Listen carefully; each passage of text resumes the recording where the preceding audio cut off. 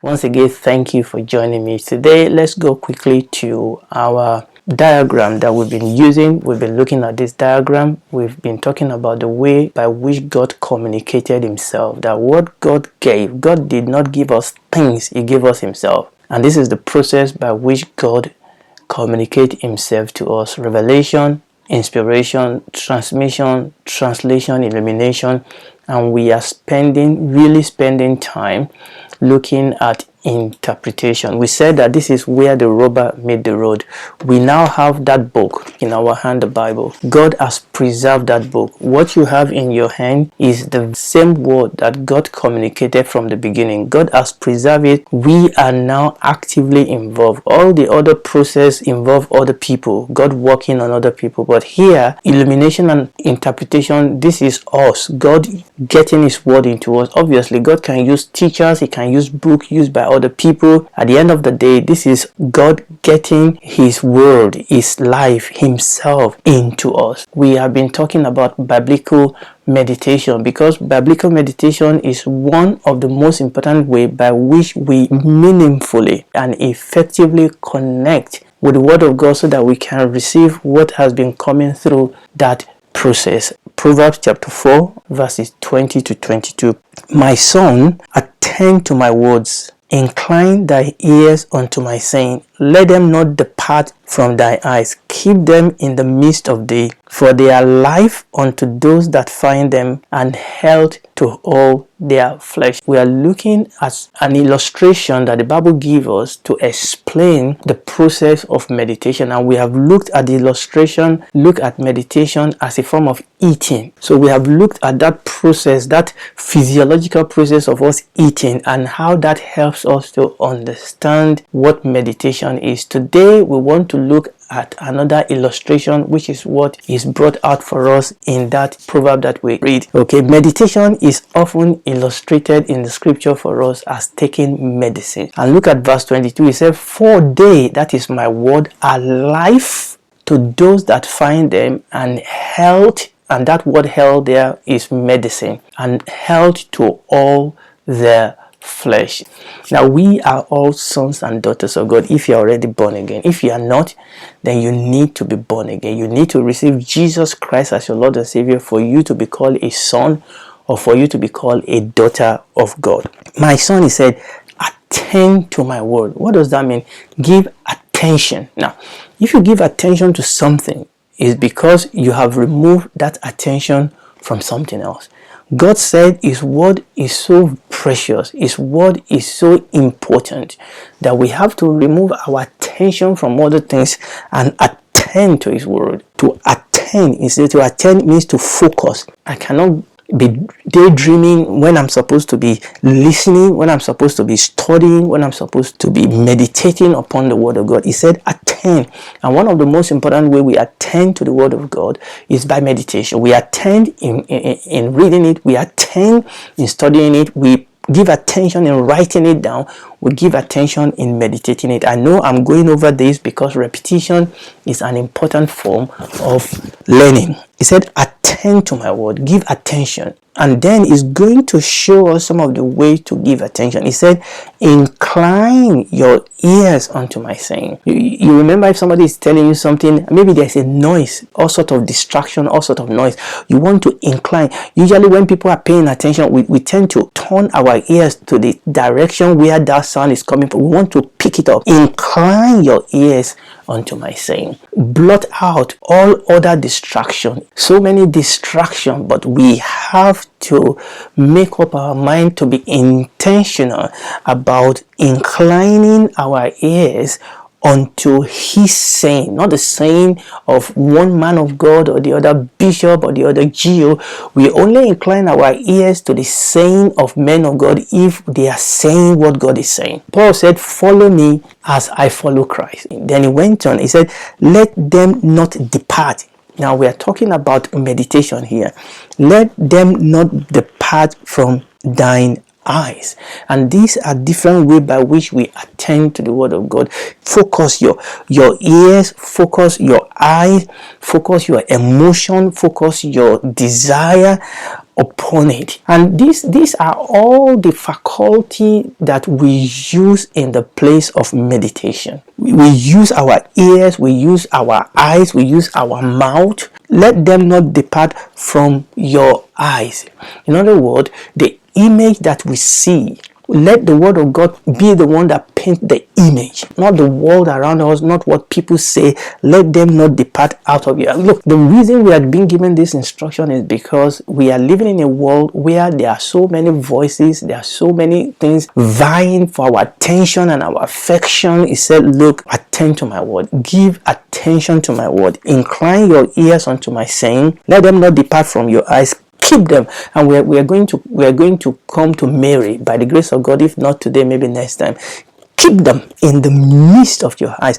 And at the end of the day, this is the natural habitat. This is the natural destination of the process that we have been going through, because it is the heart is the soul on which the word of God must be sown so that it can bring forth life. Keep them in the midst of your heart. Now, obviously, that means that our heart must not be occupied by other things, occupied by worry, occupied by fear, occupied by anxiety. No, he said, keep them, keep my word in the midst of your heart.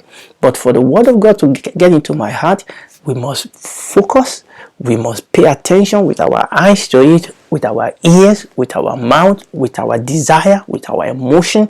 We must spend time, we must spend energy, we must spend effort upon his word so that we can keep that word. But you know, we will only expend this effort, this energy, we will only make this effort if we have come to understand the value, if we have come to see the word of God as treasure. And we have mentioned some of these things. The psalmist said he considered the word of God to be more precious, to be more treasured than thousands of gold and silver. We will only pay attention. I mean, who do we pay attention to? We pay attention to things that mean something to us. Somebody is walking around, got our attention, or so we pay attention to our teacher, to our instructor. We pay attention to things that we consider to be valuable, to be necessary, to be important, to be urgent. And the word of God is much more important, much more urgent, much more valuable than anything else, because in the word comes to us God himself, the revelation of God in the face of the Lord Jesus Christ. He said, keep them in the midst of your heart. Not keep them on your head, not keep them in your hand through the book. Keep them in your heart. Remember what I said a few moments ago, because the heart is the natural habitat. The heart is the natural home. The heart is the natural destination of the word of God. It is in the heart that the word of God germinates. It's in the heart that the word of God is to be sown so that it can bring forth fruits. It can grow and bring forth life and bring forth fruits and bring all changes and release the power and the glory and the majesty of God himself. Keep them in the midst of your heart. He said, for they are life unto those that find them, and health to all their flesh. For they are life unto those that find them, and health to all their flesh. I want you to see that word there, find. Those that find them. How do you find something? You only find things that you are looking for. Those that find them. You know, the Lord Jesus gave a parable. He said, so that shall the kingdom be as a man that findeth a treasure that is hidden in a field. We will not find the word of God by being just careless. The word of God does not fall into our lap carelessly. You only found what you are looking for. It is as we intentionally and daily and systematically look for the word of God, seek to know him by his word. He said, for their life unto those that find them. Now, God has not hidden anything away from us. He has hidden it for us, but we have to find it. How do we find it? He told us in those two verses. Attend to the word. Let them not depart out of your eyes. Keep them in the midst of your heart, and then you will find it. The Bible says, ask and you will receive. Seek and you will find. Knock and the door will be open. Who will find? Those that seek. Is the seeker. that find. Obviously, we have to seek in the right place. Unfortunately, there are some people that seek in the wrong place. Okay, we have to seek. We have to dwell in the right environment where the undiluted, unmistaken word of God, undiluted word of God is being declared to us. Or we get into the Bible. In fact, most importantly, we get into the Bible ourselves and ask the Holy Spirit to reveal Jesus to us, to reveal God to us. He said, for they are life unto them. The word that I speak to you, they are spirit and they are life. It is life that heals. It is life that strengthens. It is the life that delivers. It is life that provides.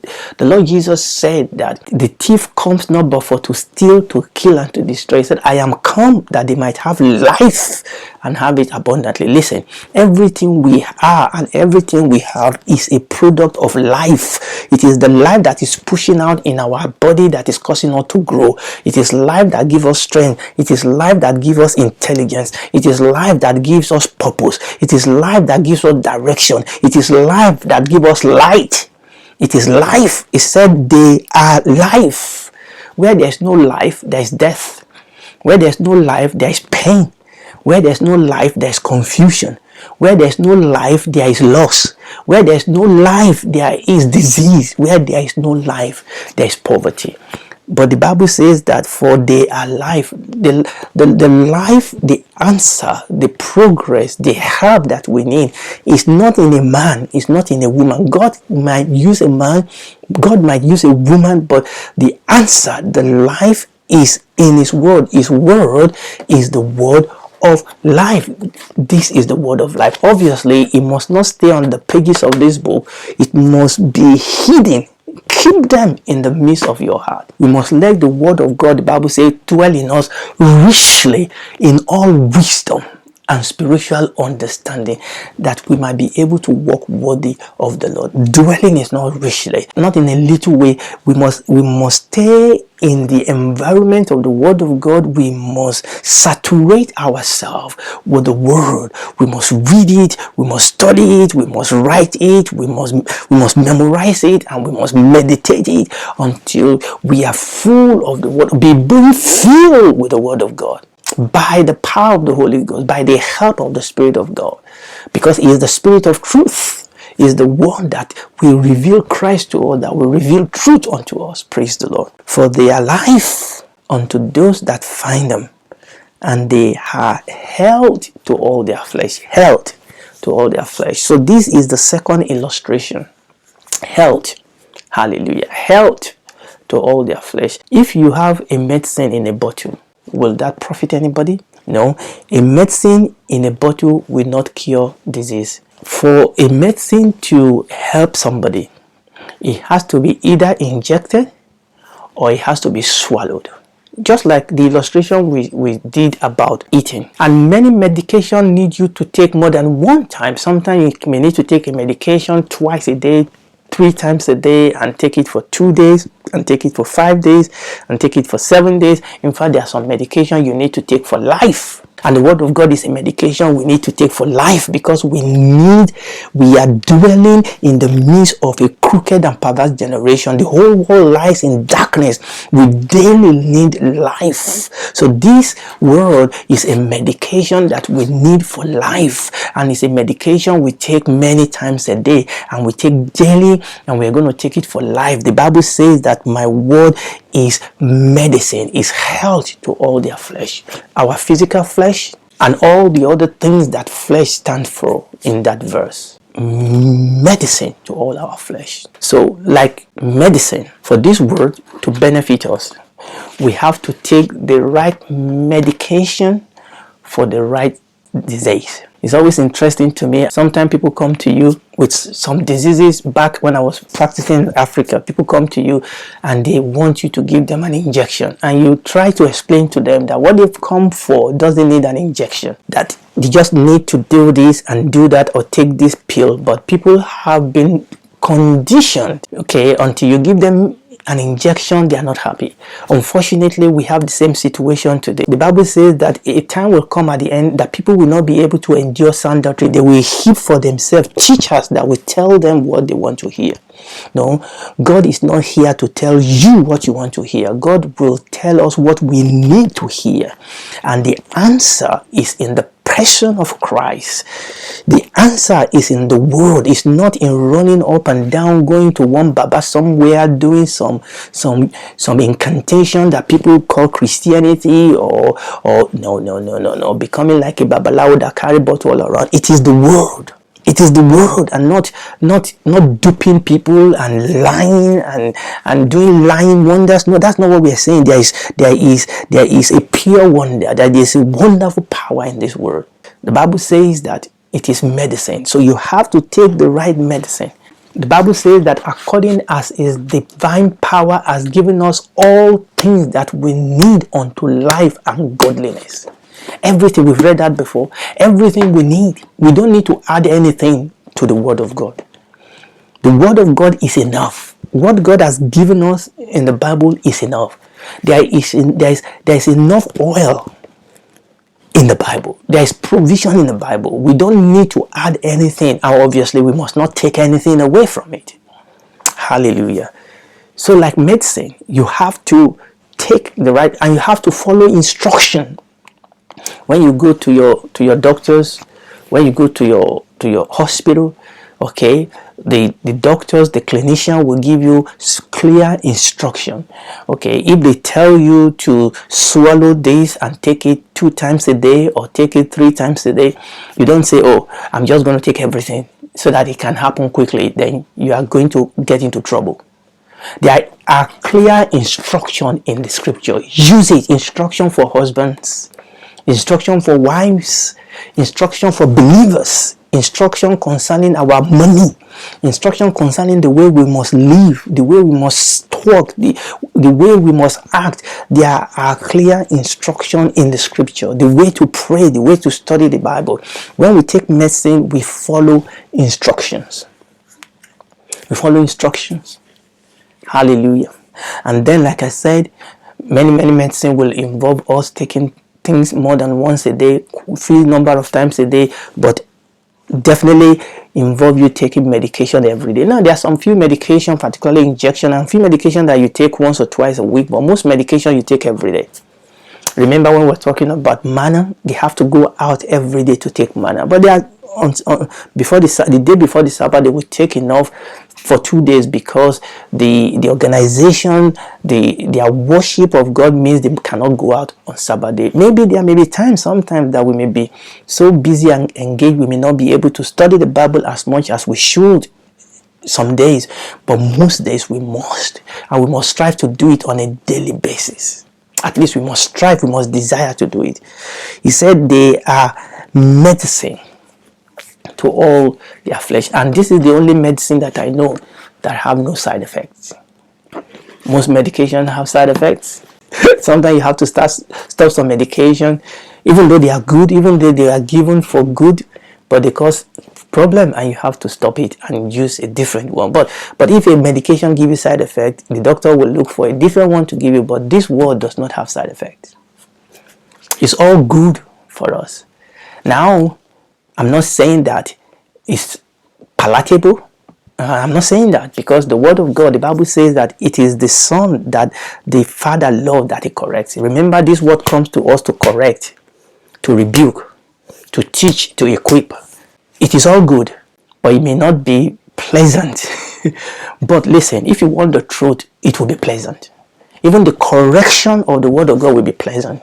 Even the rebuke of the word of God will be pleasant. If you want to walk with God, if, for example, if you want to be a good friend and you want people to be your good friend, you will be happy when they tell you the truth. It may not be convenient, it may not be palatable, but you want friends around you that will tell you the truth, because you know that they are doing it in love. You know they are doing it so that we can all grow, so that we can all be corrected together. And it's the same thing we are talking here about the word of God, because it's a medicine. Okay, it's a medicine unto all our flesh. Okay, and we want to take it. I mean, there's some medication, when you take them, they don't taste nice. Okay? But you know you need them. You know that if I must be healed of these diseases, or you go for an operation, it's not easy to go after. It's painful. You have a period of being in bed, of recuperating, but you know that there is a good reason for you to have that operation. It's the same thing with the Word of God. It's a medicine. It brings life. It brings healing. It brings restoration to our soul. So we must desire it. Hallelujah. And it's interesting that the word medication, to medicate, in Latin, is come from the same root word with the word to meditate. So meditate and medicate in Latin come from the same root word. So it's interesting, that connection. And we are taking that instruction because the Bible gives us the reason to take that instruction, that this is what we do when we meditate. This is an instruction. This is an illustration for us to show us what meditation is. I hope this has been a blessing to you. It's definitely been a blessing to me. Again, like I said during this teaching, if you are with me today, listening to me, you may belong to one religion or the other. You may even be a churchgoer, but if you are still living your own life, you have not invited Jesus Christ into your life, you are still the God of your life. If you don't know where you're going to spend eternity, now is the time for you to stop everything and repent of your rebellion and ask Jesus Christ to save you. He's already made a provision of salvation. And just the Bible says that for God so loved the world that he gave his only begotten Son, that whosoever believe in him will not perish but have everlasting life. You can pray now and ask him to forgive you, to come into your life, to save you, and to make you one of his. And he will do that. He will not turn you away, and you will be forever his own. Father, we thank you.